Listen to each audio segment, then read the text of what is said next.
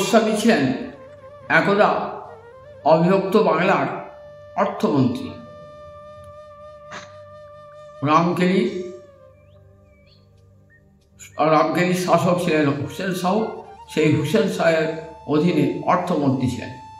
কিন্তু গৌরহরিকে দর্শন মাত্রেই তার অন্তরে তীব্র বৈরাগ্য এবং রাজকার্য ছেড়ে দিয়ে সমস্ত ধন সম্পদ পরিত্যাগ করে চলেছিলেন বৃন্দাবন।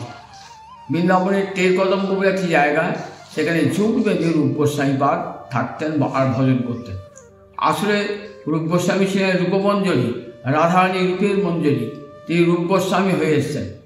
রূপ গোস্বামী একদিন মনে মনে ভাবছেন যে আমার দাদা সনাতন যখন প্রধানমন্ত্রী ছিলেন, অবিভক্ত বাংলার প্রধানমন্ত্রী ছিলেন, তখন কত ভোগে সুখে থাকতেন।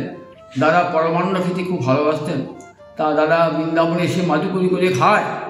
আমার ইচ্ছা দাদাকে একদিন পরমান্ন রেঁধে খাও।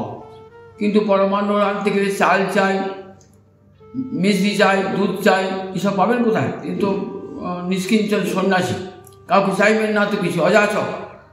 কিন্তু মনে মনে ভেবেছেন তো, মঞ্জুরিতে ভেবেছেন তো, রাধারানী জানতে পেরেছেন একটি বালিকার বেশ ধরে, বুঝো বালিকার বেশ ধরে এসে সুন্দর চাল, তারপর আমাদের মিশ্রি এবং দুধ দিয়ে গেছেন, নিজে হাতে রান্না করেছেন।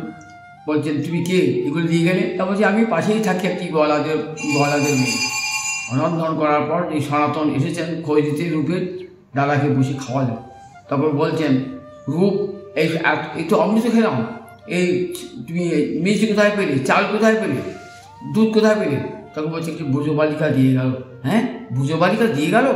না না, বুঝো বালিকা নয়, প্রিয়াজি বৃন্দাবনের রাধারানী সে দিয়ে গেছেন। রূপ রাধারানীকে রূপে খাটিয়েছো যে একবার করে এত পরিশ্রম হয়েছে রাধারানী, একবার চাল দিতে এসেছেন, একবার দুধ দিতে এসেছেন, একবার মিষ্টি দিতে এসেছেন।